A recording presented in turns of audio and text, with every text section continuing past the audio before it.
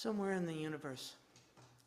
There is this hour when my mother and daughter and I are side by side, shaping soft red dough into tiny balls to add to the green spritz wreaths. The kitchen smells of almond and butter, and there are carols on the stereo, and it's going to snow. Yes, I know there are thousands of imperfect moments, but there's also this moment where I find myself smiling in a small kitchen, in a narrow river valley, in a vast mountain range, on a large continent, on a smallish planet, in one galaxy, among the hundreds of billions that somehow all belong to a universe that's expanding faster than we think it should.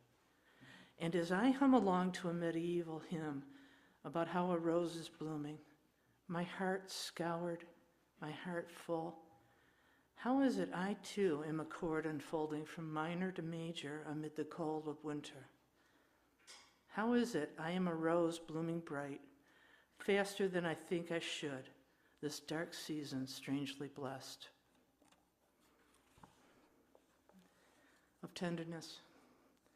So easily the thin rind pulls away from the clementine to reveal what is tender, what is sweet. It matters, I think, that the way we offer ourselves to each other. I think of how it falls open, the peel of the clementine. I think of how sometimes when I ask you how you are, you too fall open and give me everything. What a gift when I don't need to pry. What a gift, the bright scent of conversation, how the tang of it lingers in the air. I long to open for you this way too. Trust begins here.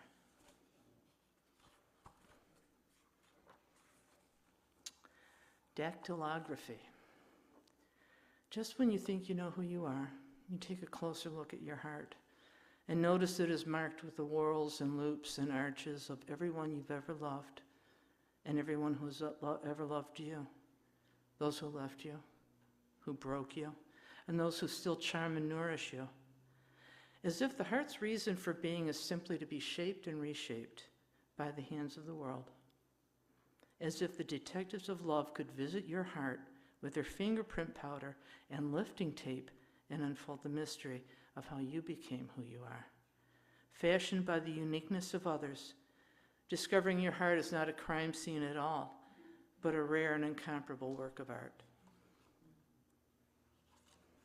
And finally, now that the stakes are low, for the fourth time in 4 weeks, I slip my spade into the dark soil of the half-circle garden.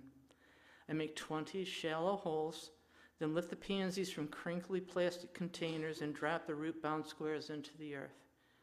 Within hours, the small brown bunny arrives with his pink twitchy nose and a small round lump of soft bunny body. And while I wash dishes, I meet through the window his innocent, unblinking gaze as he consumes a dozen deep purple petals with small, efficient tugs. He looks at me as if to say, "You love me." And I do. I croon at the bunny, how cute his small ears, how perfect his bliss, how good he is for eating his pretty bunny food. Tomorrow the rest of the blooms will be gone. In a week the leaves will be gone too, every single one. And I will go buy more pansies. How sweet it's become, this path of surrender.